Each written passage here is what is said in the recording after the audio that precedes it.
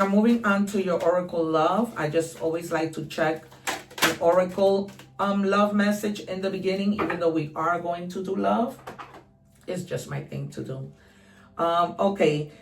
It says they didn't lose you. They lost the chance to know you. You weren't hard to love. They were lazy with love. They didn't lose a good one. They missed a damn masterpiece. Your globe was their plot twist. All right. So whoever didn't appreciate you, it was their loss. All right. They might have been very lazy in love, not wanting to do anything, not wanting to put in the work. All right. So we're going to pick 6 cards. We are then going to pick your advice in terms of what you don't see, what's in your shadows, your shadow work that you need to work on. Those are the things that, we hide, right? We don't see that could be sometimes negative about ourselves. What do we have for Capricorn? One more, please. One more. I just saw the 3 of Swords peak. All right. Yeah. I'm not just any tarot reader. At the bottom of the deck, the Fool, because when I saw you grounding your energy, overcoming self-doubt, taking a risk. When we saw in your energies, I knew that the Fool will come out at the bottom of the deck. So the overall message in this reading is for you to take a leap of faith, to go back in your faith because you haven't been there.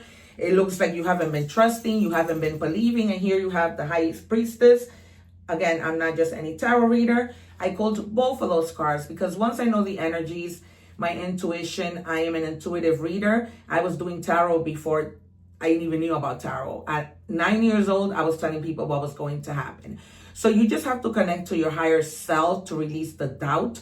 When we connect to our higher self, we are believing in ourselves. We are having confident, right? We're starting to use that psychic power that we all have, but we tend to not use or not be able to use. And then we have the World. All right, something that you're completing. This whole situation of this self-doubt, right?